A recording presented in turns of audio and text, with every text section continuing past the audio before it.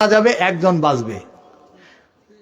ওয়ারজু কুল্লু ইনসান ওয়া আনা হুয়া, আর প্রত্যেকে আশা করবে যে আমি সেই একজন বেঁচে থাকবো। বুঝতে পারেন? একটু উঁচু করো।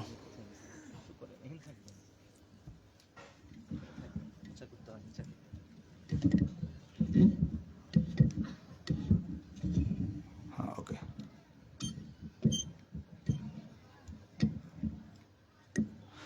জি, অনেক মানুষ শুনেছে কিন্তু সবাইকে আল্লাহ রাব্বুল আলামিন এখানে কবুল করেন নাই।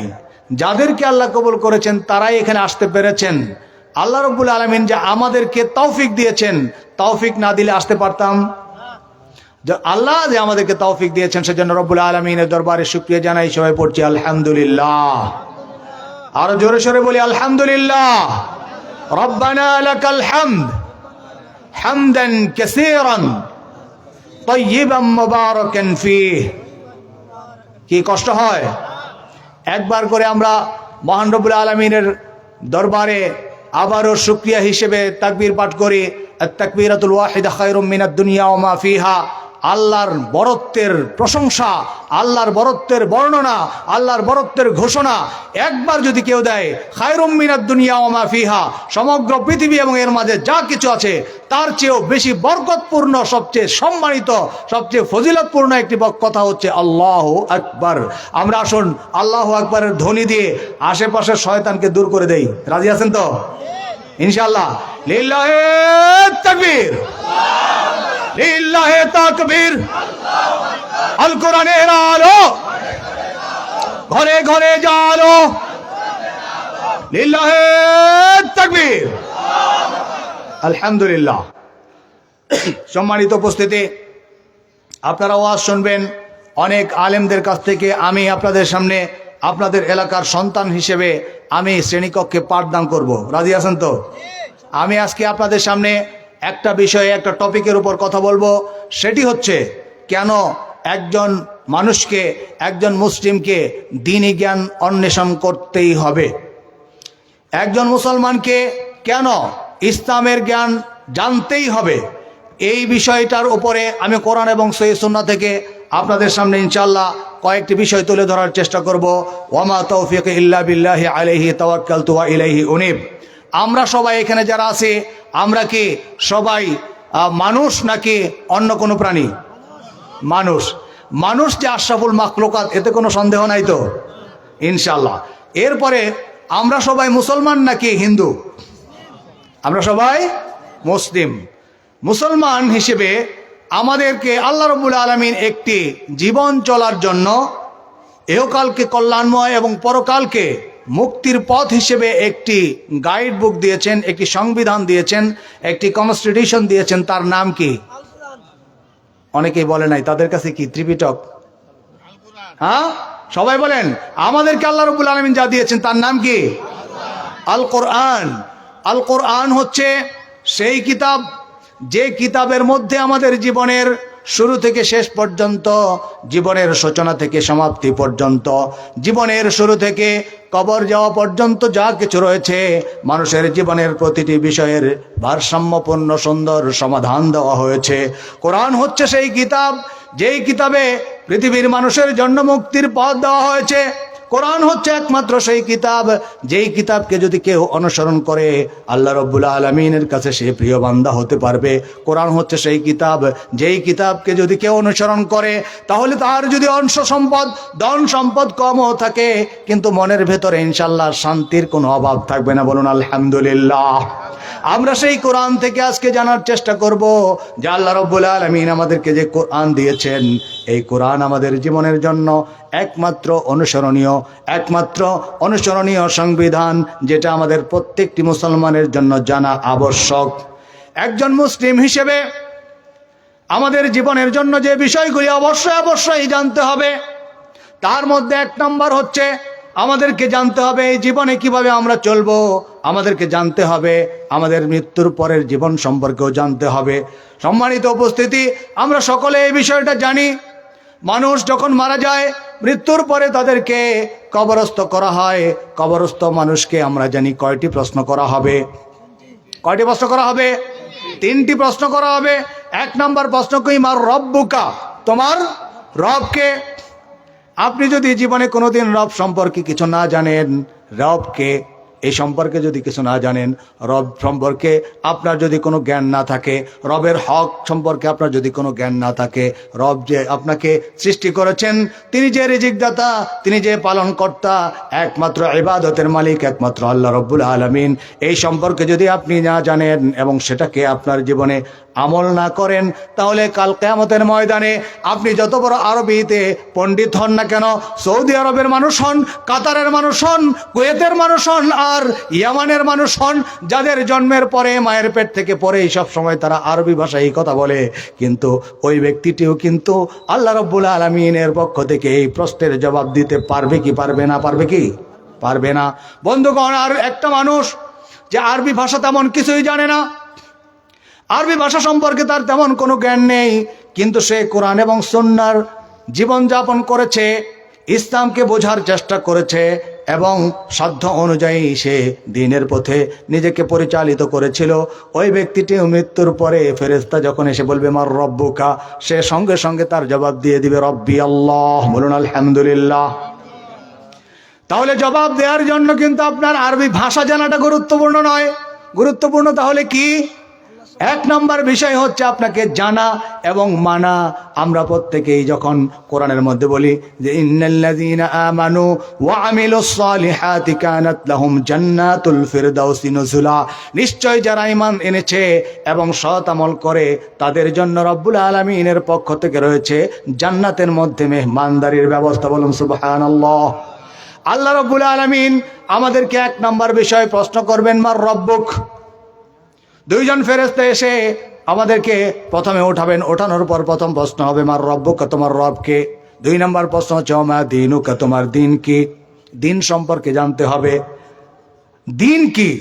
দিন মানে যে রাত আর দিন নয়, দিন অর্থ হচ্ছে জীবন বিধান, যার আলোকে আপনার জীবন অতিবাহিত করেন। আপনি যে পদ্ধতিতে, যে তরিকায়, যে মানহাজে, যে বিশ্বাসে, যে আমলের ভিত্তিতে আপনার সকাল থেকে সন্ধ্যা পর্যন্ত আপনার জীবনকে অতিবাহিত করেন, এটার নামই হচ্ছে দিন। আপনি কিসের উপর বিশ্বাস করেন? আপনি কি সেকুলারিজমে বিশ্বাস করেন? আপনি কি ন্যাশনালিজমে বিশ্বাস করেন? আপনি কি পুঁজিবাদী বিশ্বাস করেন? আপনি কি ওই আপনার সমাজতন্ত্রে বিশ্বাস করেন, নাকি আপনি ইসলামের যাবতীয় বিধিবিধানের প্রতি বিশ্বাস করেন? এটার নামই হচ্ছে দিন। আপনি যে যে মতবাদে বিশ্বাস করে সেটা তার দিন, সেটা তার দিন। এখন একটা ব্যক্তি খুব বড় আলেম, মুহাদ্দিস, মুফাসসির, মুফতি, কিন্তু বক্তব্য দেয় সারা জীবন হচ্ছে সমাজতন্ত্রের পক্ষে কথা বলে, ধর্মনিরপেক্ষতাকে মানুষের সামনে প্রতিষ্ঠার জন্য প্রচেষ্টা চালায়।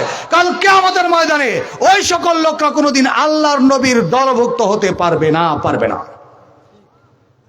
আপনি মুসলমানের ঘরে জন্ম নিয়েছেন, আব্দুল্লাহ, আব্দুল করিম, আব্দুর রহিম আপনার নাম, কিন্তু আপনি দিন হিসেবে ইসলামকে মানেন না। আপনি বলেন আমার দিন ইসলাম, কিন্তু ইসলামের রাজনীতি মানেন না, ইসলামের অর্থনীতি মানেন না, ইসলামের সমাজনীতি মানেন না, ইসলামের পরিবার নীতি মানেন না, ইসলামের পর্দার নীতিকে আপনি ঘৃণা করেন। এরকম মানুষ আছে না নাই? এবং বাংলাদেশের সবচেয়ে বড় বড় শিক্ষিত মানুষ যারা, তারা অধিকাংশই ইসলামের শত্রু না বন্ধু? অধিকাংশই শত্রু। যত বড় উচ্চ শিক্ষিত মানুষ পাবেন, তারা অধিকাংশই হচ্ছে ইসলামকে তারা প্রতিপক্ষ মনে করে। তার কারণ হচ্ছে আমাদের শিক্ষা ব্যবস্থা। সেটা ইনশাল্লাহ আমরা আসতেছি। তো দুই নম্বর প্রশ্ন হচ্ছে আমা দীনুকা, তোমার দিন কি? দিন মানে হচ্ছে আপনার যাবতীয় জীবন পরিচালনার পদ্ধতিগুলি হচ্ছে দিন।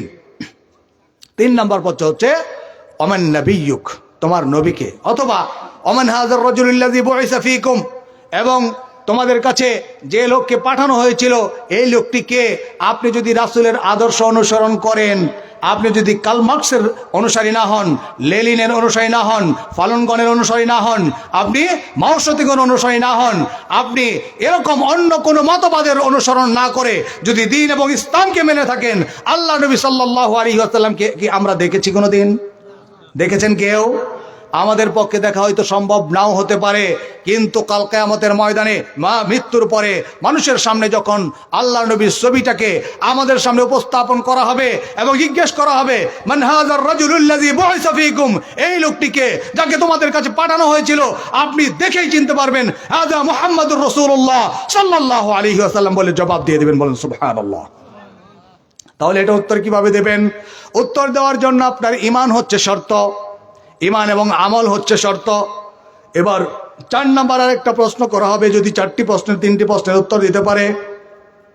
এবার প্রশ্ন করা হবে, ওমা তাদরি, বান্দা তুমি এই প্রশ্নগুলির উত্তর কোথা থেকে দিলে, কিভাবে তুমি জানলে এই 3টি প্রশ্নের উত্তর? এবার জবাবে বলা হবে, ক্বরা'তু কিতাবাল্লাহি ফাআমানতু বিহি ওয়া সাদ্দাকতুহু, আমি আল্লাহর কিতাব পড়েছিলাম এবং তার প্রতি ঈমান এনেছিলাম এবং তার সমস্ত বক্তব্যগুলিকে আমি সত্যায়ন করেছিলাম। এই জন্য আল্লাহর কিতাব থেকে আমি সত্যটা জেনেছি। আল্লাহর কিতাব পড়ার কারণে আজকে প্রত্যেকটা প্রশ্নের জবাব দিয়ে দিচ্ছি। বলুন সুবহানাল্লাহ। এইবার আসুন ক্বরা'তু কিতাবাল্লাহ থেকে আমরা শুরু করব। আল্লাহ রাব্বুল আলামিন বান্দাকে 3টি প্রশ্নের উত্তর দেওয়ার পর তাকে জিজ্ঞেস করবেন যে তুমি এটা জানলে কিভাবে। তো জানার মাধ্যম কি? ওই ব্যক্তি উত্তর দেবে যে আমি আল্লাহর কিতাব পড়েছিলাম এবং সেখান থেকে এগুলি জেনেছি। কোরআনের সমস্ত বক্তব্যকে আমি বিশ্বাস করেছি, শুধু বিশ্বাস করিনি, আমি অন্যের সামনেও এর সত্যতা প্রকাশ করেছি। এখন আসুন আমরা মুসলিম হিসেবে আল্লাহ সুবহানাহু ওয়া তাআলা নট অনলি ফর মুসলিম, শুধুমাত্র মুসলমান নয়, সমগ্র মানবতার জন্য রাহমাতুল লিল আলামিন হিসেবে আল্লাহ রাব্বুল আলামিন মুহাম্মদুর রাসূলুল্লাহ সাল্লাল্লাহু আলাইহি ওয়াসাল্লামকে বিশ্ব মানবতার জন্য রহমতের অফুরন্ত বল্গুধারা হিসেবে পাঠিয়েছেন। আর তার কাছে পাঠিয়েছেন মহাগ্রন্থ আল কোরআন। এই আল কোরআন হচ্ছে বিশ্ব মানবতার জন্য একটি মহা রহমত, একটি ফজিলত, একটি বরকতের একটি একমাত্র মুক্তির পথ, মুক্তির একটি গাইড বুক। এটি এত বড় একটা নিয়ামত। এটা পাওয়ার পরে এই নিয়ামতের প্রতি প্রত্যেক মুসলমানের জন্য 4টা হক রয়েছে। এই নিয়ামতের প্রতি প্রত্যেক মুসলমানের জন্য কয়টা হক রয়েছে? কয়টা হক? 4টি। আমরা এক এক করে এই 4টি হক আপনাদেরকে বলবো এবং জিজ্ঞেস করব, আপনারা আবার বলতে পারেন কিনা ইনশাআল্লাহ। আপনারা রাজি আছেন তো? জানতে রাজি আছেন? কি বলেন? রাজি নাই যারা, তারা হাত তোলেন। ও না, সবাই চালু আছে দেখা যায়। আচ্ছা, যাই হোক, সম্মানিত উপস্থিতি, 1 নাম্বার হক হচ্ছে পবিত্র কোরআনকে সহি শুদ্ধ করে পড়তে শিখতে হবে।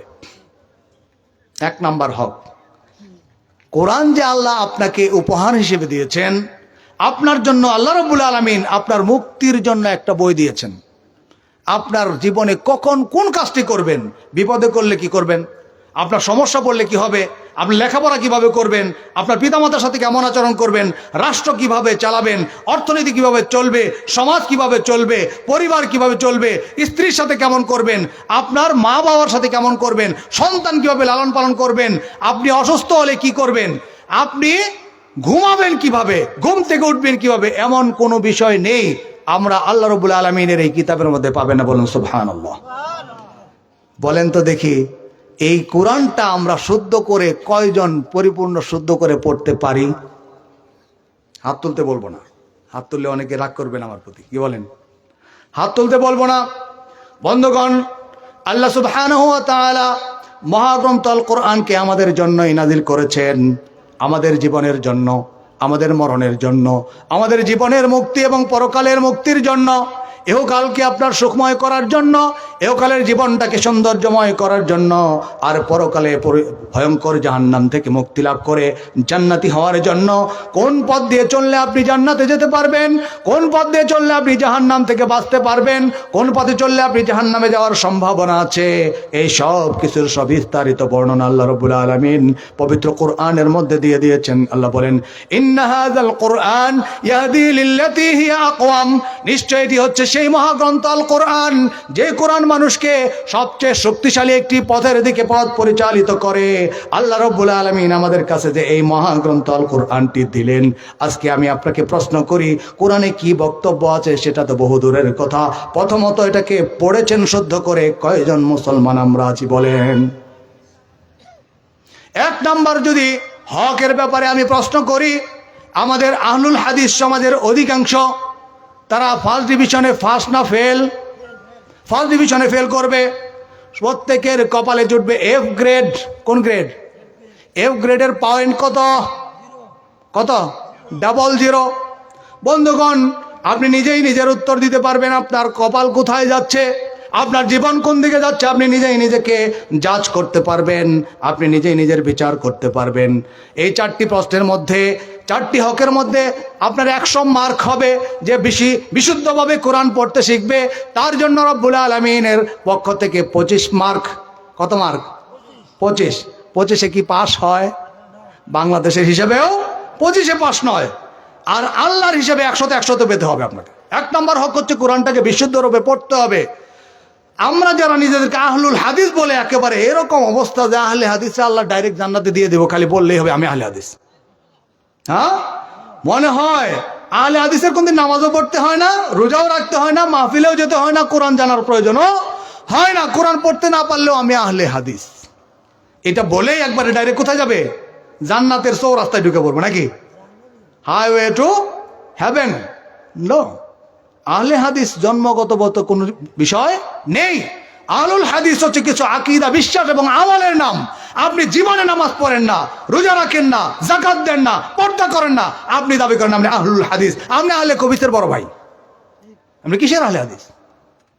আপনি কোরআন পড়তে পারেন না। যেই সকল মুসলমানের বাচ্চারা, যেই সকল আহলুল হাদিসের সন্তানেরা কাল কিয়ামতের ময়দানে তাদের কি অবস্থা হবে আপনি ভেবে কুল পাবেন না। যারা কোরআন পড়তে পারবে না কাল কিয়ামতের ময়দানে 2 দিক থেকে অভিশাপ আসবে। 1 নম্বর অভিশাপ করবেন স্বয়ং রাসূল। وقال الرسول إن قومي اتخذوا هذا القرآن مهجورا। নিশ্চয় কাল কিয়ামতের ময়দানে রাসূল নিজেই বলবেন, হে রব্বি ইয়া রব্বি ইন্না কওমি ইত্তাখাযু হাযাল কুরআনি মাহজুরা। নিশ্চয় আমার কওমের লোকেরা এই কোরআনটাকে পরিত্যাগ করেছিল, অতএব তাদের বিরুদ্ধে আমি তোমার আদালতে মামলা করলাম। রাসূল যদি সুপারিশ শুধু না করে পৃথিবীতে কোনো মানুষ নেই যে মুক্তির আশা করতে পারে। কোনো মানুষ নাই, এমন একজনও নেই। আর সে রাসূল কি করবেন? আল্লাহর আদালতে মামলা করবেন, বলবে রব্বুল আলামিন আমার এই সমস্ত লোকেরা কি করেছিল? কোরআনকে পরিত্যাগ করেছিল। আজকে আমরা কত কিছু যে ব্যস্ত, প্রতি সেকেন্ডে প্রতি মিনিটে আমাদের কাছে থাকে একটা, আমি বলি ওয়ান কাইন্ড অফ অ্যাটমিক বোমা, আণবিক বোমার চেয়েও মারাত্মক বোমা, যে বোমা অবিস্ফোরিত অবস্থায় আমাদেরকে জ্বালিয়ে পুড়িয়ে সারকার করে দিয়েছে। বলেন ঠিক কিনা? হিরোশিমা নাগাসাকিতে বোমা বিস্ফোরণ হয়ে আগুন ধরেছে, আপনি সেখানে বিস্ফোরণ হয়েছে, অনেক কিছু পুড়ে ছারখার হয়েছে, 7 লক্ষ মানুষ মারা গিয়েছে। কিন্তু আমাদের এখানে আগুন ধরে নাই, কিন্তু মুসলমানদের ইমানকে জ্বালিয়ে পুড়িয়ে সারখার করে দিয়েছে। কিসে? এই অ্যান্ড্রয়েড মোবাইল। আপনি মোবাইল নিয়ে পড়ে আছেন, আপনি স্টার জলসা জি বাংলা নিয়ে পড়ে আছেন। আমাদের মা বোনেরা তো 24 ঘন্টা এটা নিয়েই থাকে। তার মাস্টার এখন আর কেউ নয়, তার মাস্টার হচ্ছে কে? স্টার জলসা, জি বাংলা, ভারতীয় চ্যানেল। আর তার মাতবরও কিন্তু তার স্বামী নয়, তার বাবা নয়, কেউ নয়। তার মাতবর হচ্ছে স্টার জলসা, জি বাংলা। জি বাংলার প্রোগ্রাম যদি শুরু হয়, স্বামী যদি এসে তাকে পানি চায়, খাবার চায়, বলে নিজে নিজে নিয়ে খাও, আমি এখন দেখো না সিরিয়াল নিয়ে বসে আছি। সিরিয়াল? আরে ভাই, তোমার সিরিয়াল আসার সিরিয়াল আছে, তোমার যে যাওয়ার একটা সিরিয়াল আছে, সেটা কি কোনো সিরিয়াল আছে ভাই? সিরিয়াল দেখতে দেখতে কবে যে তোমার সিরিয়াল চলে আসবে তার কি খবর আছে? আল্লাহু আকবার। সম্মানিত উপস্থিতি, 2 নম্বর হক হচ্ছে কোরআনের প্রতি, কোরআনটাকে বুঝতে হবে। 1 নম্বর হকে আমরা ফেল, ফার্স্ট ডিভিশনে ফেল। 25 নাম্বার যে কোরআন পড়তে পারবে শুদ্ধ করে, সে 25 নাম্বার পাবে। 2 নম্বর কোরআনটাকে বুঝতে হবে। প্রত্যেক মুসলমানের জন্য আল্লাহ কোরআনকে শুধু তেলাওয়াতের জন্য দেন নাই। তবে কোরআন যদি আপনি পড়েন, যে ব্যক্তি কোরআনের একটা হরফ পড়বে, ফালাহু 10 হাসানাত, তার জন্য 10 নেকি। আলিফ লাম মিম পড়লে পরে কয় নেকি? 30 নেকি। আল্লাহু আকবার। আলিফ লাম মিম পড়লে কমপক্ষে 30 নেকি, কমপক্ষে 30 নেকি কাল কিয়ামতের ময়দানে। এই জন্য রব্বুল আলামিন নিজেই কোরআনের তেলাওয়াতকারীদেরকে আহ্বান করবেন, সম্মান দেবেন। এই যে মাদ্রাসা হয়েছে, সেখানে কি পাঠ করা হবে? কোরআন তেলাওয়াত করা হবে, কোরআনের শিক্ষা হবে। আল্লাহ রাব্বুল আলামিন নিজেই বলবেন ইকরা ওয়ারতাকি ওয়ারাত্তিল কামা কুনতা তুরাত্তিলু ফিদ দুনিয়া ফাইন্না মানজিলাতাকা ইনদা আখিরি আয়াতিন তাকরাউহা। বলুন সুবহানাল্লাহ, আল্লাহু আকবার। আল্লাহ রাব্বুল আলামিন বলবেন ইকরা ওয়ারতাকি, একটা করে আয়াত পড়ো আর জান্নাতের একটা উপর থেকে উচ্চ মর্যাদার আসনে সমাসীন হও, একটা উপরের সিঁড়িতে ওঠো। ইকরা ওয়ারতাকি, পড়ো আর চড়ো, পড়ো আর চড়ো। জান্নাতটা কত তলা হবে এখান থেকে আমরা একটু ছোট্ট বুঝতে পারি। আমরা জানি কোরআনের কতগুলি আয়াত, ৬,২৩৬ আয়াত, ৬,২৩৬ আয়াত। প্রতি একটা আয়াতে যদি একতলা উপরে ওঠা হয়, ইকরা ওয়ারতাকি, আল্লাহ বলেন পড়ো আর একতলা উপরে ওঠো। সুবহানাল্লাহ বললেন না? একটা পড়ো, একতলা উপরে ওঠো। ওয়ারাত্তিল কামা কুনতা তুরাত্তিলু ফিদ দুনিয়া, এবং এমন তার তিলের সাথে সুন্দর আওয়াজ দিয়ে কোরআনটাকে তেলাওয়াত করো যেরকম ভাবে দুনিয়াতেও তুমি তেলাওয়াত করেছিলে। বন্ধুগণ, দুনিয়াতে যারা তেলাওয়াত করে নাই, তাইরে নাইরে পড়েছে, তারা তো তখন তাইরে নাইরে বলা শুরু করবে, আল্লাহ কই খুব ভালো খুব ভালো, তুমি জান্নাতের একবার উপরে চলে যাও নাকি? কি বলেন? আমাদের তাইরে নাইরে গ্রুপ আছে না? আবার বিভিন্ন সময়ে, ঈদের সময়, পূজার সময় আমাদের এলাকায় বিভিন্ন জায়গায় কিছু যুবক পোলাপান মিলে ডেক সেট ভাড়া করে সারা রাত ভরে কি চালায়, হ্যাঁ, গান বাজনার চোটে অনেক মানুষ ঘুমাইতেও পারে না। ওই সকল যুবকদেরকে আমি বলি, ও যুবক, তুমি যুবক আছো, তবে তুমি কিন্তু মৃত্যুকে জয় করতে পারো নাই। বলেন ঠিক কিনা? যুবক, বৃদ্ধ, আবাল বনিতা, শিশু, প্রত্যেকেরই কিন্তু মৃত্যু আসে। আল্লাহ রাব্বুল আলামিনের যখন ডাক আসবে, কেউ তোমাকে বাঁচাতে পারবে না, কেউ তোমাকে ফেরাতে পারবে না। অতএব যুবক অবস্থায় তুমি আল্লাহর রাস্তায় ফিরে এসো। আল্লাহ রাব্বুল আলামিন প্রতিনিয়ত তোমাকে ডাকছেন দ্বীনের দিকে, কোরআনের দিকে। কোরআনের পথে যদি তুমি ফিরে আসতে পারো, অবশ্যই অবশ্যই আল্লাহ তোমার জন্য মুক্তির অবারিত দোয়ার খুলে খুলে আছেন। আর যদি না আসতে পারো, তোমার জন্য ভয়ঙ্কর শাস্তি কিন্তু অপেক্ষা করছে। বলেন ঠিক কিনা? অতএব বন্ধুগণ, ইকরা ওয়ারতাকি, তুমি পড়ো আর চড়ো। এভাবে যদি আমরা ৬,২৩৬টি আয়াত তেলাওয়াত করতে পারি, তাহলে কত তলা উপরে আল্লাহ রাব্বুল আলামিন আমার স্থান দেবেন। আল্লাহ বলেন ফাইন্না মানজিলাতাকা ইনদা আখিরি আয়াতিন তাকরাউহা, আর তোমার শেষ আশ্রয়স্থল হবে, শেষ ঠিকানা হবে যে কতগুলি আয়াত তুমি পাঠ করবে, তোমার শেষ আয়াত পড়া শেষ যেখানে হবে, অত তলা উপরে আল্লাহ রাব্বুল আলামিন তোমার জান্নাতটা দান করবেন। বলুন সুবহানাল্লাহ। আল্লাহ রাব্বুল আলামিন সর্বশেষ যত আয়াত, এখন একজন হাফেজ কত আয়াত পড়তে পারবে? পূর্ণাঙ্গ কোরআনের যে হাফেজ, সে বলবে ৬,২৩৬ আয়াত পড়বে। এক আয়াত পরে একতলা উপরে ওঠে, আরেক আয়াত পরে আরেক তলা উপরে ওঠে। ৬,২৩৬ আয়াত পড়লে কত তলা উপরে যাবে? সুবহানাল্লাহ বললেন না? বোঝেন নাই নাকি? ৬,২৩৬ তলা। পৃথিবীর সবচেয়ে বড় টাওয়ার সেটা কত তলা জানেন? হ্যাঁ, ১৬০ তলা। সবার আগে পৃথিবীর সবচেয়ে বড় আপনার বিল্ডিং তৈরি করেছিল আমাদের এশিয়ার পেট্রোনাস টুইন টাওয়ার, এরপরে আসছে সিয়াস টাওয়ার, এরপরে আসছে আপনার মক্কা টাওয়ার, মক্কা টাওয়ারের পরে দুবাই টাওয়ার, এরপরে অনেক অনেক দেশ এখন এগুলি প্রতিযোগিতা করতেছে, কিন্তু কেউই কিন্তু এই ৫০০ পর্যন্ত যেতে পারে নাই। আর আল্লাহর দেওয়া জান্নাতটা হবে কমপক্ষে, আমরা এই কোরআনের এই হাদিস থেকে যেটা বুঝতে পারতেছি, ৬,২৩৬ তলা বিশিষ্ট। বলুন সুবহানাল্লাহ, আল্লাহু আকবার। আল্লাহ কত বড়! সম্মানিত উপস্থিতি, ২ নাম্বার হচ্ছে কোরআনকে বুঝতে হবে। এটা যদি আপনি বোঝার চেষ্টা করেন, তাহলে আপনি আরো 25 নাম্বার পাবেন, 50। এরপরে কোরআনকে আপনার ৪ নাম্বার হক সেটা হচ্ছে কোরআনের আমল করতে হবে। কোরআন থেকে আপনি পড়লেন, জানলেন, কিন্তু কোরআনের কোনো আমল করলেন না, তাও হবে না। কোরআনের আমল করতে হবে। কোরআন আপনাকে বলছে দ্বীনের পথে চলার জন্য, কোরআন আপনাকে বলেছে এক আল্লাহর ইবাদত করার জন্য, কোরআন আপনাকে বলেছে আল্লাহর পথেই সমস্ত বিষয়গুলি তোমাকে বিচার ফয়সালা করার জন্য। আমরা কোরআন পড়ব, কোরআনকে জানবো, আবার কোরআন অনুযায়ী আমল করব। যদি আমল করেন তাহলে আরো 25 নেকি পাবেন, 25% নাম্বার পাবেন। 25 এবার 3 25-এ 75, 3 25-এ 75-এ কি A+ নাম্বার পাওয়া যায়? এখনো 5 বাকি আছে, তাই না? এবার কোরআনের দিকে আহ্বান করতে হবে। যেমন আজকে আমরা আপনাদেরকে কোরআনের দিকে আহ্বান করতেছি। এই আহ্বান যে করবে, তাহলে পূর্ণাঙ্গ 4 25-এ কত নাম্বার হলো? 100 নাম্বার। 4 25-এ 100 নাম্বার। আপনাকে অবশ্যই অবশ্যই কোরআনের ব্যাপারে 4টি হক আদায় করতে হবে। আল্লাহ নবী তাই বলছেন, বাল্লিগু আন্নি ওয়ালাউ আয়া, একটা আয়াত যদি জানো তাও অপরের কাছে পৌঁছে দাও। আজকের সমাজে আমাদের তরুণ ছেলেরা অনেকেই দিনের দাওয়াত দিতে চায়।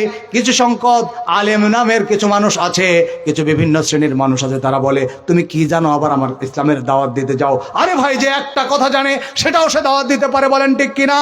অতএব প্রত্যেকেই দিনের যতটুকু জানবে সেই ততটুকু আমল করবে এবং অতটুকু মানুষের কাছে পৌঁছানোর জন্য চেষ্টা করবে। আমরা আপনাদের কাছে দাওয়াত দেব, কোরআন পড়ার কথা বলবো, অথবা কাউকে কোরআন পড়ানোর চেষ্টা করব। আপনি পড়তে পারেন না, আমি বলবো আসেন আমার কাছে আসেন, আমি আপনাকে কোরআন পড়িয়ে দেব। এই যে দাওয়াত, এই দাওয়াতের কাজ করতে হবে। এই 4টি হক যারা আদায় করবে কোরআনের প্রতি, আল্লাহ রাব্বুল আলামিন তাকে A+ নাম্বার দেবেন। এবং A+ নাম্বার যারা পাবে তারা কোথায় যাবে? যারা চুপ আছেন তারা কি জাহান্নামে যাইতে চান নাকি? হ্যাঁ, যারা চুপ আছেন সবাই বলেন, A+ নাম্বার যদি আমরা কোরআনের সাথে পেয়ে যাই তাহলে কোথায় যেতে পারবো ইনশাআল্লাহ? জান্নাতে যেতে পারবো ইনশাআল্লাহ।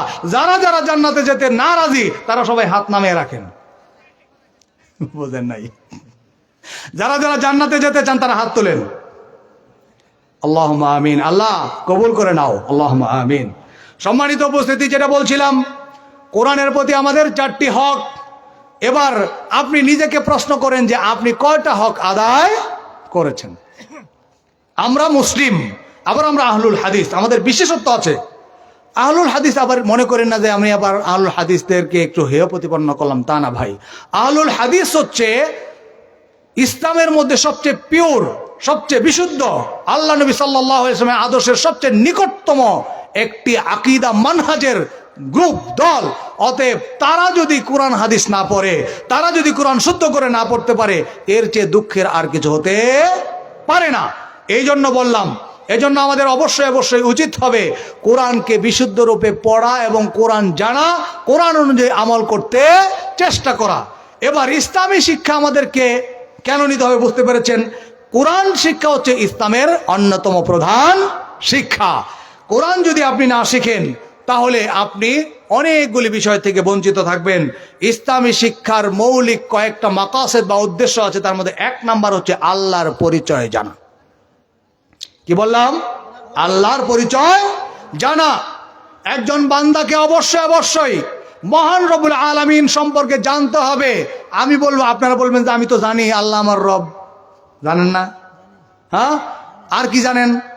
আল্লাহকে, আল্লাহ কোথায় আছেন, আল্লাহর কি হক, আল্লাহর আসমা, আল্লাহর সিফাত, আল্লাহর আফআল, আল্লাহর আমাল ইত্যাদি সম্পর্কে কতটুকু জানি আমরা? আমরা তো মুসলমান, মুসলমান না? ও মুসলমান, আমরা হলাম গোলাম মার্কা মুসলমান, জন্মগতভাবে মুসলিম হয়েছে, এটা অবশ্যই মুসলমান। পৃথিবীতে যত মানুষ জন্ম নেয় প্রত্যেকটা মানুষ জন্মগতভাবে মুসলমান হিসেবেই জন্ম নেয়, বলুন আলহামদুলিল্লাহ। সেই হিসেবে আমরা যারা মুসলিমের ঘরে জন্ম নিয়েছি আমরা মুসলমান, এতে কোনো সন্দেহ নেই, আমরা ইমানদার, এটাও ঠিক আছে। তবে অবশ্যই অবশ্যই আপনাদেরকে ঈমান এবং ইসলাম বোঝার জন্য দ্বীন এবং ইসলামকে জানতে হবে। এটা জানা আপনার জন্য ফরজে আইন, ফরজে কিফায়া নয়। ফরজে আইন আর ফরজে কিফায়া বুঝেন তো? বুঝেন না? ফরজে আইন মানে হচ্ছে যে ফরজটা প্রত্যেকটা প্রাপ্তবয়স্ক ব্যক্তিকে অবশ্যই অবশ্যই নিজেরটা নিজেই পালন করতে হবে। কোনো ব্যক্তি যদি ইচ্ছাকৃতভাবে একটা ফরজ অমান্য করে তাহলে তার কবিরা গুনাহ হবে, তাকে তওবা করতে হবে। না হলে পরে আল্লাহ রাব্বুল আলামিন হয়তো যদি তিনি দয়া করে ক্ষমা না করেন তাহলে তার জন্য জাহান্নামে যাওয়া লাগতে পারে। এই জন্য ফরজে আইন এটাকে বলা হয়। যেমন 5 ওয়াক্ত সালাত হচ্ছে ফরজে আইন, রমজান মাসের রোজা হচ্ছে ফরজে আইন, যাকাত দেওয়া যাদের উপর আবশ্যক তারা ফরজে আইন। আর জানাজার সলাতের ঘোষণা আমরা পাই, জানাজার সলাতের ঘোষণা আমরা পাই, কিন্তু সব মুসলমানরা কি জানাজায় শামিল হই? এটা হচ্ছে ফরজে কিফায়া। অনেকের মধ্য থেকে কিছু সংখ্যক যদি আদায় করে দেয় তাহলে বাকি সবার পক্ষ থেকে সেটা আদায় হয়ে যায়, এটার নাম হচ্ছে ফরজে কিফায়া। কিন্তু ফরজে আইন, ইলমে দ্বীনের জ্ঞান, ন্যূনতম যতটুকু জ্ঞান অর্জন না করলে পরে আল্লাহকে চিনতে পারবেন না, রাসূলকে চিনতে পারবেন না, পরকাল সম্পর্কে, দ্বীন সম্পর্কে আপনার কোনো জ্ঞান হবে না। অতটুকু জ্ঞান অন্বেষণ করা প্রত্যেক মুসলমানের জন্য ফরজে আইন না ফরজে কিফায়া? কি কি বললাম বুঝেন নাই? ফরজে আইন অবশ্যই অবশ্যই আপনাকে জানতেই হবে। আল্লাহ রাব্বুল আলামিনকে জানার বিষয়গুলি কি? আল্লাহর জানার মধ্যে হচ্ছে 1 নম্বর আল্লাহর জাত সম্পর্কে জানতে হবে, 2 নম্বর আল্লাহর সিফাত সম্পর্কে জানতে হবে, আল্লাহর আসমা সম্পর্কে জানতে হবে, আল্লাহর নাম সমূহ সুন্দর সুন্দর নাম এবং তার গুণাবলী সম্পর্কে জানতে হবে, আল্লাহ রাব্বুল আলামিনের আফআল সম্পর্কে জানতে হবে, আল্লাহ কি করেন কি করেন না, আল্লাহ রাব্বুল আলামিনের ক্ষমতা সম্পর্কে জানতে হবে। আর যেই সমস্ত ক্ষমতাগুলি একমাত্র আল্লাহর জন্য খাস, এই ক্ষমতাগুলিকে আপনি যখন জানবেন যেগুলি আল্লাহর কাজ, তখন জানার মাধ্যমে আপনি এই কাজগুলিকে অন্য কোনো ব্যক্তির জন্য, অন্য কোনো শক্তির জন্য, অন্য কোনো বস্তুর জন্য সেটাকে সাব্যস্ত করবেন না। আর যখন আপনি জানবেন না যে কোনটা আল্লাহর কাজ, কোনটা একমাত্র আল্লাহর ক্ষমতা, কোনটা আল্লাহ ছাড়া আর কেউ করতে পারে না, এই বিষয়ে যখন আপনার জ্ঞান থাকবে না, তখন ওই বিষয়টাকে আপনি আল্লাহর সাথেও শামিল করবেন, অন্য কোনো ব্যক্তির সাথেও আপনি এটাকে শেয়ার করে ফেলবেন। বলুন নাউযুবিল্লাহ। এই শেয়ারটাকে কি বলে? এই শেয়ার মানে শিরক। এই শেয়ার মানে শিরক। যে ব্যক্তি আল্লাহর সম্পর্কে জানবে না, আল্লাহর আফআল সম্পর্কে জানবে না, আল্লাহর আসমা সম্পর্কে জানবে না, আল্লাহর গুণ সম্পর্কে জানবে না, আল্লাহর নাম সম্পর্কে জানবে না, আল্লাহর ক্ষমতা সম্পর্কে জানবে না, তার দ্বারা শিরকের মধ্যে নিমজ্জিত হওয়ার বহু সম্ভাবনা রয়েছে। এটাই বাস্তবতা। এই জন্য আপনাকে 1 নম্বরে জানতে হবে আল্লাহ সম্পর্কে। আল্লাহ রাব্বুল আলামিন যিনি আপনার সৃষ্টিকর্তা, যিনি আপনার রিজিকদাতা, যিনি আপনার মৃত্যুদাতা, যিনি আপনার সব কিছুর মালিক, যিনি আপনাকে পরকালে জান্নাত জাহান্নাম দেওয়ার মালিক, সেই আল্লাহর সম্পর্কে আপনি জানেন না, এর চেয়ে পোড়া কপাল আর কিছু হতে পারে? আপনি আজকে এখানে অনেক শিক্ষিত মানুষ আছেন, অনেকে ইউনিভার্সিটিতে পড়েছেন, আমি অনেকে মেডিকেল কলেজেও পাশ করেছেন, আমিও ইউনিভার্সিটিতে পড়েছি। আমি আপনাদের কাছে প্রশ্ন রাখতে চাই, আমি চ্যালেঞ্জ দিয়ে বলতে পারি, ইউনিভার্সিটিতে আপনি মাস্টার্স পর্যন্ত পড়েছেন, কেউ এমফিল করেছেন, কেউ পিএইচডি করেছেন, বলেন তো দেখি আপনার কোন সিলেবাসে কি আল্লাহর পরিচয়ের কোনো বর্ণনা আপনি পেয়েছেন কিনা? বলেন। কেউ বলতে পারবেন না। দ্বিতীয় বৃহত্তর মুসলিম দেশ, যে দেশের 90% মুসলমান, সেই দেশে একজন মানুষ শিক্ষিত হবে, উচ্চ শিক্ষিত হবে, ইউনিভার্সিটি পাশ করবে, অথচ সে আল্লাহকে চিনবে না। এর চেয়ে পোড়া কপাল, এর চেয়ে হতভাগ্য এই জাতির আর কি হতে পারে? বলেন কিনা? এই দেশের যারা কর্ণধার, যারা দেশটাকে পরিচালনা করছে গত 50 বছর ব্যাপী, 50 বছর ব্যাপী যারা নেতৃত্ব দিচ্ছে, প্রত্যেকেই অপরাধী, প্রত্যেকে অপরাধী। আমি কোনো বিশেষ 1-2টা দলকে অপরাধী বলবো না। যারা 50 বছর ব্যাপী বাংলাদেশকে নেতৃত্ব দিচ্ছে, প্রত্যেকে এখানে ব্যর্থতার পরিচয় দিয়েছে। তার কারণ হচ্ছে আমরা মুসলমান, 90% মুসলিম। এই দেশের সিলেবাসে কেন তাওহীদ নেই? এই দেশের স্কুল, কলেজ, ইউনিভার্সিটিতে কেন দিন নেই? একজন ইউনিভার্সিটি পাশ করা মানুষ, সে 30 বছর 20 বছর লেখাপড়া করার পরে তাকে যদি বলেন আরকানুল ইসলাম কয়টি, সে বলে মনে হয় কুয়া কাটার কুয়ার মধ্যে পড়ে গেছে। বুঝেছেন? যদি তাকে বলেন যে আল্লাহ কোথায় আছে, কয় আল্লাহ সর্বত্র বিরাজমান। নাউযুবিল্লাহ। অনেকেই বলে নাই, তারা মনে হয় আল্লাহ সর্বত্র বিরাজমানই বিশ্বাস করে। আবার কয় যত কল্লা তত আল্লাহ। আবার বলে কালবুল মুমিনি আরশুল্লাহ, মুমিনের কলবই হচ্ছে আল্লাহর আরশ। এই যে অবস্থা আমাদের, এই জাতি একটা গোলালু মার্কা জাতি, যেই জাতি সব কিছুই বিশ্বাস করে। হিন্দু ধর্মের কথাও বিশ্বাস করে, বৌদ্ধ ধর্মের কথাও বিশ্বাস করে, খ্রিস্টানদের কথাও বিশ্বাস করে, শুধুমাত্র বিশ্বাস করে না, মানে না হচ্ছে ইসলামের কথা। বলেন ঠিক কিনা? বন্ধুগণ, এই জন্য আপনার আমার অবশ্যই 1 নম্বরে জানতে হবে হচ্ছে আল্লাহকে জানতে হবে। ইসলামী শরিয়ার জ্ঞান যদি আপনি জানেন, তাহলে আপনি আল্লাহর পরিচয় পরিপূর্ণভাবে পাবেন। আল্লাহর পরিচয় যদি আপনি না পান, এই সম্পর্কে আল্লাহ রাব্বুল আলামিন কি বলেন? যারা আল্লাহকে জানে না, আল্লাহ বলেন ওয়ালা তাকুনু কাল্লাযীনা নাসুল্লাহা ফাআনসাহুম আনফুসাহুম উলাইকা হুমুল খাসিরুন। সূরা হাশর আয়াত নাম্বার 9। আল্লাহ বলেন ওয়ালা তাকুনু, তোমরা তাদের মতো হয়ো না, কাল্লাযীনা নাসুল্লাহ, যারা আল্লাহকে ভুলে গেছে তাদের মতো তোমরা হয়ো না। ফাআনসাহুম আনফুসাহুম, অতএব আল্লাহ রাব্বুল আলামিন তাদেরকে ভুলিয়ে দিয়েছেন। উলাইকা হুমুল খাসিরুন, আর এরাই হচ্ছে ক্ষতিগ্রস্ত। আর কোরআনের মধ্যে ওদেরকেই ক্ষতিগ্রস্ত বলা হয়েছে। আসহাবুন নারি হুমুল খাসিরুন, যারা জাহান্নামে যাবে, যারা জাহান্নামের অধিবাসী হবে, তারাই হচ্ছে ক্ষতিগ্রস্ত। বলুন নাউযুবিল্লাহ। অতএব যারা আল্লাহকে ভুলে যায়, আল্লাহকে ভুলে যাওয়া মানে হচ্ছে আল্লাহকে চেনে না, আল্লাহকে জানার সুযোগ পায় না, সে ডক্টর হয়, ইঞ্জিনিয়ার হয়, সে উকিল হয়, সে মুক্তার হয়, সে বিচারক হয়, সে রাজনীতিবিদ হয়, অনেক বড় ব্যবসায়ী হয়, কিন্তু আল্লাহকে চেনার সুযোগ পায় না। আল্লাহকে, আল্লাহর রুবুবিয়ত কি, আল্লাহর উলুহিয়ত কি, আল্লাহর আসমা এবং সিফাত কি, কোন কোন বিষয়ের মাধ্যমে আল্লাহর সাথে শিরিক করা হয়ে যায়, আর একবার শিরিক করলে তার ঈমান নষ্ট হয়ে যায়। দুর্ভাগ্যের বিষয়, এত এত মোটা মোটা বই পড়েছে, এত বড় বড় ডিগ্রি অর্জন করে, কিন্তু দুর্ভাগ্যের বিষয় হচ্ছে আল্লাহর সম্পর্কে তার জানার সুযোগ হয় না।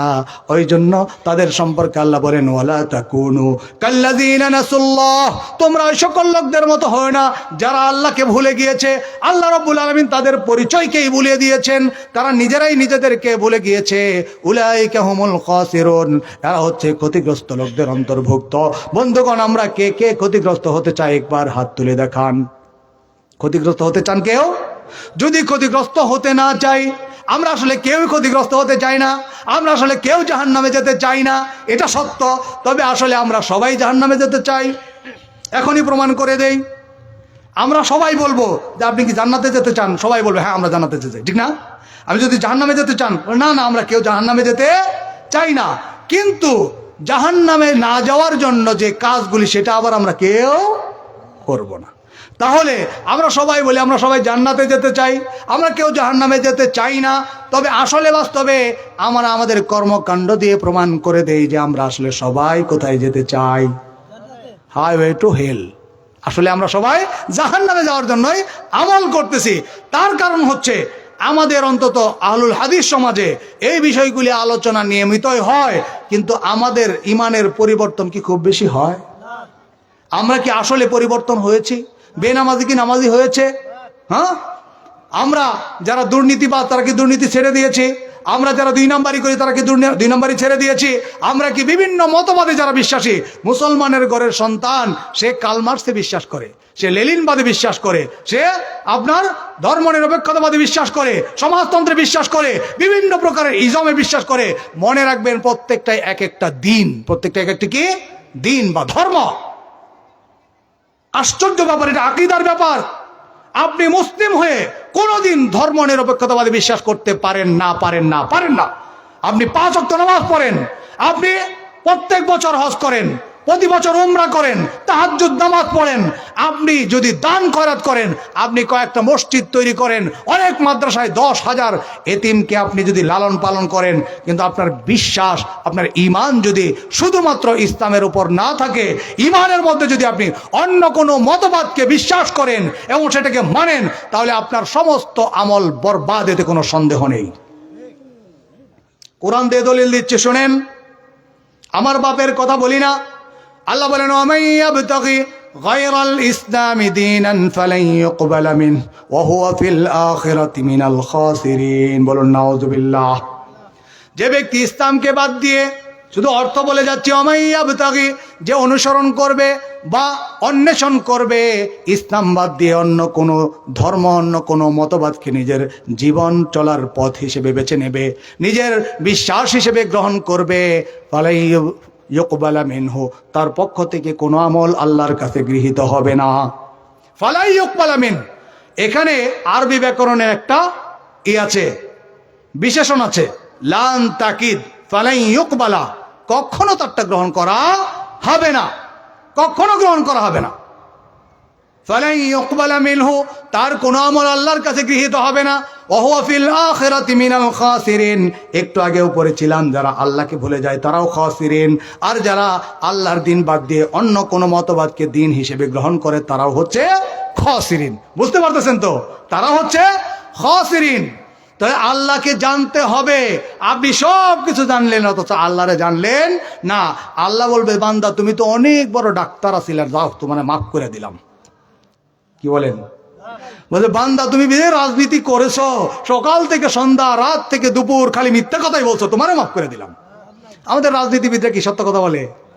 সবাই না। আবার যেই সমস্ত পতিত স্বৈরাচাররা ইন্ডিয়াতে পালাইছে, তাদের আসল ঠিকানা কোথায়? তাদের আসল ঠিকানাই তারা ফিরে গিয়েছে।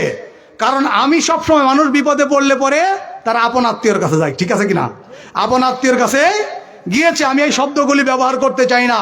আমাদের 24-এর মুক্তিযোদ্ধারা, এই তরুণরা যে সমস্ত স্লোগান তৈরি করেছে, এই স্লোগানগুলি পৃথিবীর ইতিহাসে যতদিন পৃথিবী থাকবে ততদিন স্মরণীয়, বরণীয়, স্বর্ণালী অক্ষরে লেখা থাকবে। বলেন ঠিক কিনা?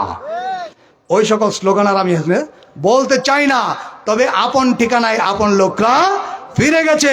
এই পতিত স্বৈরাচারীরা সকাল থেকে সন্ধ্যা পর্যন্ত 100টা কথা বললে 120টাই মিথ্যা বলেছে। বলেন ঠিক কিনা? আজকে জাতির সামনে সেটা প্রকাশ হয়ে যাচ্ছে, তারা কি করেছে আর কি অপকর্মের মাধ্যমে আমাদের দেশটাকে বিক্রি করে দিয়েছিল। সম্মানিত উপস্থিতি, তারা যে চেষ্টা করেছিল বাংলাদেশে ইসলামী শিক্ষা তো নাই, বাংলাদেশ থেকে মূলত একেবারে টোটালি এটাকে একটা হিন্দু রাষ্ট্রে পরিণত করার অপপ্রয়াস চালিয়েছিল। তবে আল্লাহর মার, বলেন না কেন, দুনিয়ার মার, আল্লাহর মার, দুনিয়ার মার। এবার আল্লাহ রব্বুল আলামিনের কলকাঠি নেড়ে আল্লাহ এবার উচিত শিক্ষা দিয়েছেন না দেয় নাই? এখনো যদি বাড়াবাড়ি করতে চায় আল্লাহ কিন্তু আবারও ধরবেন। কি বলেন? ধরবেন না? আল্লাহ ছাড়বেন না। আল্লাহ বলেন ওয়ামাকারু মাকারাল্লাহ আল্লাহু খায়রুল মাকিরিন। ওরা ষড়যন্ত্র করে, আল্লাহ পরিকল্পনা করেন, আর আল্লাহর পরিকল্পনা হচ্ছে সর্বোত্তম। বলুন সুবহানাল্লাহ। এই সকল ষড়যন্ত্রকারীরা এখনো বাংলাদেশের স্বাধীনতা সার্বভৌমত্ব নিয়ে যে ষড়যন্ত্রে লিপ্ত হয়েছে, ইনশাআল্লাহ বাংলার দামাল ছেলেরা এটাকে প্রতিহত করবে ইনশাআল্লাহ। এই সমস্ত ষড়যন্ত্র করে আর বাংলার তখ্ত তাজ অর্জন করা সম্ভব হবে না ইনশাআল্লাহ। সম্মানিত উপস্থিতি, বাংলাদেশের শিক্ষা ব্যবস্থার মধ্যে তারা ট্রান্সজেন্ডার নামে লাওয়াতাত ইস্যুকে আগমন করার চেষ্টা করেছিল। যেটা আমি অনেকবার বলেছি, আপনাদেরকে আবারও স্মরণ করিয়ে দিতে চাই। ওই শিক্ষানীতিকে পরিবর্তন করে এই বর্তমানে এই সমস্ত কিছু, এই যে সকল লোক দিয়ে শিক্ষা কমিশন গঠন করা হয়েছে, তারা যে নতুন একটা শিক্ষা কমিশন সুপারিশ করছে, তার মধ্যে 7ম শ্রেণীর ইংলিশ বইয়ে মাত্র ওখানে এই সংস্কারকৃত বইয়ের মধ্যেও মানে একটা শব্দ, একটা গালি, ভয়ঙ্কর রকমের গালি, এটা আমি বলতে পারতেছি না, বুঝতে পেরেছেন? খুব বাজে ছেলেরা যে গালিটা দেয়, মা তার মেয়েকে ওই গালি দিচ্ছে মাত্র 7 বার। বুঝতে পারছেন? সংস্কার করার পরেই এই অবস্থা, তাহলে সংস্কারের আগে কি অবস্থা ছিল? বুঝতে পারতেছেন কি অবস্থা ছিল? এই হচ্ছে আমাদের অবস্থা বন্ধুগণ। শিক্ষা হচ্ছে একটা জাতির মূল চালিকা শক্তি। শিক্ষা আপনার বিশ্বাসকে পরিচালনা করে, আপনার চিন্তা চেতনা ইত্যাদিকে তৈরি করে। এই জন্য আমাদের অবশ্যই পুরো জাতির মধ্যে থেকে আওয়াজ তুলতে হবে যে আমাদের সকল শিক্ষা ক্ষেত্রে ইসলামী শিক্ষা আবশ্যক থাকতেই হবে। বলেন ঠিক কিনা? স্কুল হোক, কলেজ হোক, ইউনিভার্সিটি হোক, সর্বত্র শিক্ষা মানে মুসলমানের বাচ্চা যখন পড়বে সেখানে ইসলামী শিক্ষা থাকতেই হবে। কি বলেন? আপনাদের এটা দাবি নয়? আমরা স্কুলে পড়বো, আমরা ইউনিভার্সিটিতে পড়বো, কিন্তু সেখানে ইসলামিয়াত থাকতে হবে। একজন ইউনিভার্সিটির মাস্টার ডিগ্রি হোল্ডার সে ইসলাম সম্পর্কে জানবে না, এর চেয়ে পোড়া কপাল হতে পারে? এটা আমরা কখনো মেনে নিতে পারি না। আমাদের উদাত্ত আহ্বান থাকবে, বাংলাদেশ নামক এই রাষ্ট্রের যারা ধারক এবং বাহক বর্তমানে আছে, ভবিষ্যতে হবে, আমরা তাদেরকে জানাতে চাই, বাংলাদেশ নামক এই মুসলিম প্রধান রাষ্ট্রের রাষ্ট্রনায়ক যারা হবে তাদেরকে অবশ্যই সর্বত্র ইসলামী শিক্ষাকে বাধ্যতামূলক রাখতেই হবে। এটাই আমাদের দাবি। সম্মানিত উপস্থিতি, 1 নম্বর বিষয়, আমরা আল্লাহকে জানবো ইসলামী শরঈ জ্ঞানের মাধ্যমে। 2 রাসূলকেও আমরা জানতে পারবো। রাসূলকে জানার মাধ্যমে রাসূল আমাদের মাঝে আর আল্লাহর মাঝে পরিচয় ঘটিয়ে দেবেন, এবং আমাদের যারা আমরা পথভ্রষ্ট মানবতাকে আল্লাহ রাব্বুল আলামিন পথ দেখানোর জন্য নবী রাসূলদেরকে পৃথিবীতে পাঠিয়েছেন। আল্লাহ সুবহানাহু ওয়া তাআলা বলেন, وَلَقَدْ بَعَثْنَا فِي كُلِّ أُمَّةٍ رَسُولًا أَنِ اعْبُدُوا اللَّهَ وَاجْتَنِبُوا الطَّاغُوتَ। আমি প্রত্যেক নবী রাসূলদের প্রত্যেক জাতির মধ্যে কি পাঠিয়েছি? রাসূল প্রেরণ করেছি, এবং তাদের 2টা মিশন ছিল। কয়টা মিশন? 2টা। এক হচ্ছে আনি আবুদুল্লাহ, যে জাতিকে তারা শুধুমাত্র এক আল্লাহর ইবাদতের দিকে আহ্বান করবে, আর 2 ওয়াজতানিবুত তাগুত, তাগুতকে তারা প্রত্যাখ্যান করবে, তাগুতকে তারা পরিত্যাগ করবে, তাগুতকে প্রত্যাখ্যান করবে। এখন নবী রাসূলগণ পৃথিবীতে, নবী রাসূলদের 2টা মূল কাজ।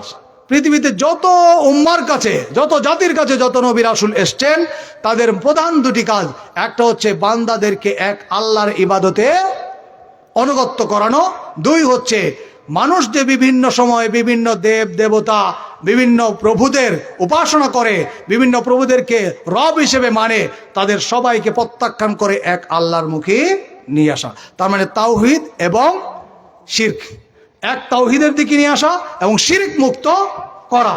তো নবী রাসূলদের এই কাজটা ছিল। এই জন্য নবী রাসূলদেরকে জানতে হবে। নবী রাসূল আমাদেরকে পথ দেখাবেন, নবী রাসূল আমাদেরকে পথ দেখাবেন। নবী রাসূলদেরকে যদি আমরা না জানি এবং তাদের আদর্শ আমরা না জানতে পারি, তাহলে আমরা কিন্তু কোনো অবস্থাতেই সঠিক পথ প্রাপ্ত হতে পারবো না। আর এটা যদি আপনি জানতে চান, নবী রাসূলের শিক্ষা আপনি কোথায় পাবেন? কোরআন সুন্নাহর এই শিক্ষা মাদ্রাসায় পাবেন। কোথায় পাবেন? মাদ্রাসায় পাবেন। যদিও উচিত ছিল বাংলাদেশের সব স্কুলই একটা মাদ্রাসা, সব কলেজে একটা মাদ্রাসা, সব ইউনিভার্সিটি একটা মাদ্রাসা। আপনি সৌদি আরবে যান, মধ্যপ্রাচ্যের যে কোনো দেশে যান, দেখবেন যে পাইলট আপনার বিমান চালিয়ে নিয়ে যাচ্ছে। যদি ফজরের সময় বিমান ফ্লাই করে, আপনার বিমান আপনার নামে, এরপরে বিমানের পাইলট ফজরের সময় ইমামতি করতেছে, এবং খোঁজ নিয়ে জানবেন যে ওয়াহুয়া মিনাল হুফাজ, সে একজন হাফেজ। বলুন সুবহানাল্লাহ। একজন পাইলট সে একজন হাফেজ, একজন পাইলট সে একজন মুফতি, একজন পাইলট সে একজন ইঞ্জিনিয়ার, আবার সে একজন ইসলামিক স্কলার। আল্লাহু আকবার। সিস্টেমটা কত সুন্দর। আমাদের দেশে এরকম হলে এরকম হওয়া সম্ভব না? অবশ্যই সম্ভব। কিন্তু বাম রাম এরা কিন্তু কোনোদিন আমাদেরকে এটা হতে দিতে চায় না, এটা তারা হতে দিতে চায় না কোনোদিন। এই জন্য আমরা যারা ইসলাম প্রিয় জনগোষ্ঠী, যাদেরকে সচেতন থাকতে হবে এবং সচেতনভাবে এই ব্যাপারে আমাদের যে অধিকার আছে সে অধিকার আদায় করে নিতে হবে। অধিকার না চাইলে কেউ দিতে চায় না। সম্মানিত উপস্থিতি, এই দুটি উদ্দেশ্য। এরপরে আসুন, ইসলামী শিক্ষা যদি আমরা নিতে পারি এর উপকারিতা কি? এক নম্বর উপকারিতা হচ্ছে, ইসলামী শিক্ষা যদি আপনি নেন, ইসলামী শিক্ষার মাধ্যমে আপনি শিরক থেকে বাঁচতে পারবেন। বলুন আলহামদুলিল্লাহ। আপনার সবচেয়ে গুরুত্বপূর্ণ হচ্ছে আকীদা। একজন মানুষের সবচেয়ে গুরুত্বপূর্ণ কি? আকীদা। আপনি অনেক আমল করেন, কিন্তু আপনার আকীদায় যদি গলত থাকে, তাহলে আপনার এই সমস্ত আমল বরবাদ। কিরকম সমস্ত আমল বরবাদ? কিরকম? একজন মনে করেন 10 মণ দুধ কিনেছে, 10 মণ দুধের মধ্যে একটা কুকুর মাত্র সামান্য 100 গ্রাম হিসু করছে। এখন আপনারা যদি জানেন যে 10 মণ দুধ কিনছে, কুকুর মাত্র 100 গ্রাম হিসি করছে, আপনারা বলবেন যে না, 100 গ্রাম তো ব্যাপার না, আমরা সবাই মিলে খাই। খাবেন? খাবেন না কেন? 100 গ্রাম এই 10 মণকে নষ্ট করে দিয়েছে কিসে? 100 গ্রামে শেষ করেছে, 100 গ্রামে বিষাক্ত করে দিয়েছে। অনুরূপভাবে যদি 100 গ্রাম ওখানে বিষ ফেলা হয়, এবার কোনো বুদ্ধিজীবী এসে যদি বলে যে মাত্র 10 মণের মধ্যে 100 গ্রাম বিষে কিছু আসে না, যায় না, আসার সময় এটাকে পায়েস রান্না করে খায়, ওই বুদ্ধিজীবীকে খাওয়াইতে হবে বেশি করে, যে খাও, তুমি কিরকম স্বাস্থ্যবান হও আমরা দেখি। কি বলেন? আমরা কিন্তু কেউ খাবো না। বন্ধুগণ, ইমানের মধ্যে শিরক হচ্ছে তার চেয়েও মারাত্মক। আল্লাহ রাব্বুল আলামিন বলেন, ওয়া ইন্নাহু মান ইউশরিক বিল্লাহ ফাকাদ হারামাল্লাহু আলাইহিল জান্নাহ ওয়া মাওয়াহুন নার।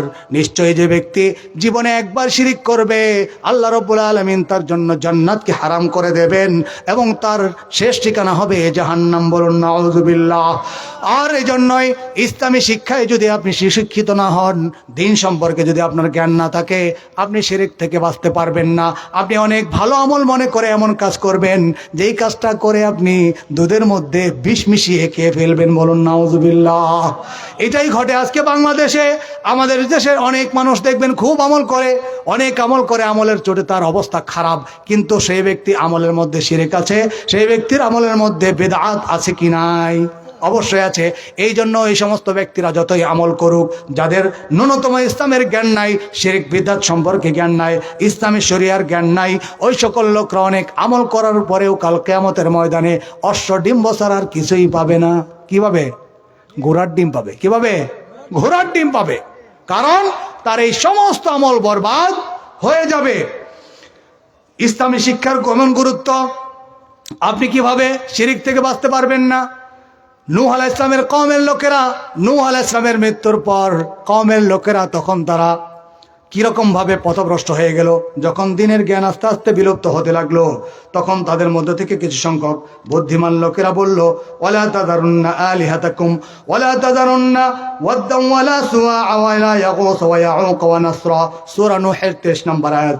তারা বলল, ওয়ালা তাযুরান্না আলিহাতাকুম, তোমরা তোমাদের রবদেরকে ছেড়ে দিও না, তোমরা তোমাদের উপাস্য দেবতাদেরকে বাদ দিও না, এবং তোমরা বাদ দিও না ওয়াদ, সুওয়া, ইয়াউক, ইয়াগুস এবং নসরকে।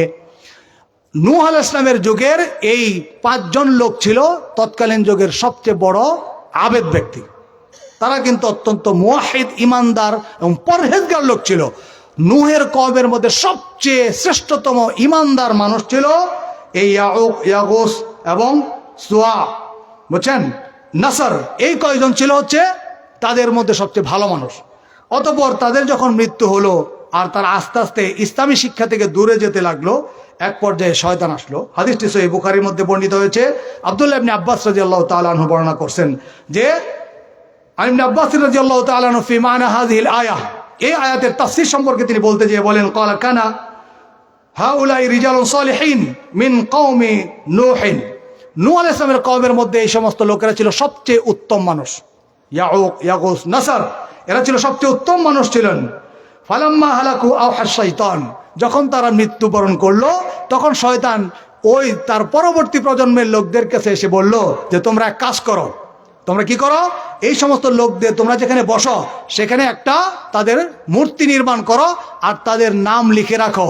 যখন তোমরা ইবাদত বন্দি করতে তোমাদের কষ্ট হবে তখন এদের নাম দেখে বুঝতে পারবো যে এরা কত বেশি আমল আবাদ করছে, অতএব আমাদের এইটা করতে কোনো কষ্ট হওয়ার নয়।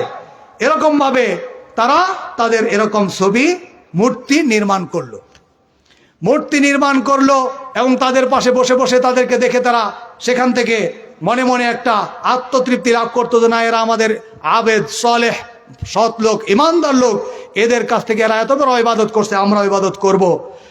অতঃপর যখন ওই প্রজন্মের মৃত্যু হলো, ওই প্রজন্মের মৃত্যুর পর ফালাম্মা হালাকু, তারা যখন মৃত্যুবরণ করলো কিছুদিন পর্যন্ত লাম তুবাদ, তাদের ইবাদত হয় নাই। এরপরে যখন জ্ঞান আস্তে আস্তে কমতে লাগলো, পরবর্তী প্রজন্ম মনে করলো যে আসলে এই সমস্ত মূর্তি এগুলো তো আসলে ইবাদত করা দরকার, এবং শয়তান এসে তাদেরকে আবার ওহী করলো যে আরে তোমরা এই সমস্ত তোমাদের দেব দেবতাদের সুন্দর সুন্দর মূর্তি বানিয়েছো, তাদের ইবাদত করো না কেন? এবার অজ্ঞতার কারণে, দ্বীনি ইলম না থাকার কারণে, ইসলামী শিক্ষা না থাকার কারণে এবার তাদের সামনে যে তারা সেজদা শুরু করে দেয়। বলুন নাউযুবিল্লাহ। এখান থেকে কি বোঝা যায়? দ্বীনি শিক্ষা না থাকার কারণে, দ্বীনি জ্ঞানের অভাবে মানুষ শিরকের মধ্যে নিমজ্জিত হয়ে যায়। শিরক হচ্ছে সবচেয়ে মারাত্মক একটি অপরাধ, যে অপরাধটা একেবারে বিষের চেয়েও মারাত্মক। ইমানের মধ্যে, ইমান যদি শিরিক মুক্ত না হয় আপনার হাজারো আমল আপনার কোনো কাজে আসবে না। সম্মানিত উপস্থিতি, আমাদের আজকের এই অনুষ্ঠানের মাহফিলের সম্মানিত প্রধান আলোচক, প্রধান বক্তা শেখ ডক্টর আহমদুল্লাহ ত্রিশালী সাহেব ইতিমধ্যে মঞ্চে আগমন করেছেন। আমি আর আলোচনা বাড়াবো না।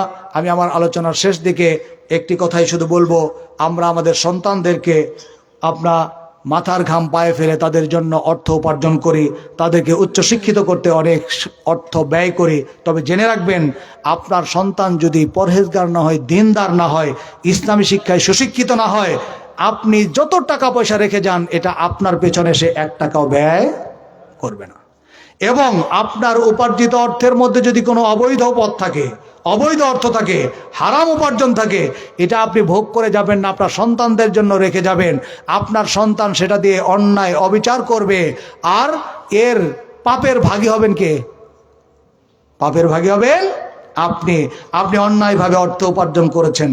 প্রিয় উপস্থিতি, এই জন্য আমরা আমাদের সন্তানদেরকে, আপনি কষ্ট করে যে তাকে মানুষ করবেন, লালন পালন করে যাবেন, আপনার অর্থটা দুনিয়াতে আপনি যতটুকু উপভোগ করেন, মৃত্যুর পরে যেন আপনার সন্তানের পক্ষ থেকে আপনার জন্য যেন একটা কিছু পাওয়া যায়।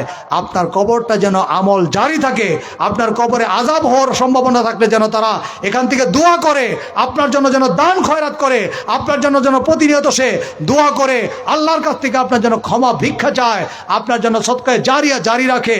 এরকম একটি আকাঙ্ক্ষা একজন মুসলমান প্রত্যেকটি ব্যক্তির মধ্যে থাকা উচিত কি নয়? অবশ্যই। আমরা সেজন্য আমাদের আগামী প্রজন্মের প্রত্যেকটা সন্তানকে ন্যূনতম এতটুকু শিক্ষা দেব, যতটুকু শিক্ষা না দিলে পরে সে সত্যিকারের ঈমান, আল্লাহর পরিচয় জানতে পারবে না, ইসলামের ওপর থাকতে পারবে না। আপনি আপনার সন্তানকে বড় শিক্ষিত করেন, তবে প্রাথমিক ইসলামী শিক্ষা অবশ্যই অবশ্যই দেবেন। এটা আপনার নিজের জন্যই দিতে হবে, এবং আপনার এই সন্তানও আপনার বিরুদ্ধে আল্লাহর আদালতে মামলা ঠুকে দিতে পারে যদি আপনি সে বিষয়গুলি লক্ষ্য না করেন। আল্লাহ রাব্বুল আলামিন আমাদের সবাইকে দ্বীন এবং ইসলাম অনুযায়ী আমল করার তৌফিক দান করুন, আমিন। এবং আমাদের সবাইকে ইসলামী শিক্ষার সাথে সম্পৃক্ত থাকার তৌফিক দান করুন। এই প্রতিষ্ঠানকে আল্লাহ রাব্বুল আলামিন কবুল করুন। এই প্রতিষ্ঠানের জন্য আমরা সকলেই উদার হস্তে দান খয়রাত করতে পারি। প্রতিষ্ঠানকে আমাদের দেলদুয়ারের জন্য একটা অ্যাসেট হতে পারে, আমাদের সন্তানদের জন্য সত্যিকারে দ্বীনি শিক্ষার একটা মার্কাজ হতে পারে। আল্লাহ রাব্বুল আলামিন কবুল করুন। ওয়া আখিরু দাওয়ানা আলহামদুলিল্লাহি রাব্বিল আলামিন। আসসালামু আলাইকুম ওয়া রাহমাতুল্লাহি ওয়া বারাকাতুহু।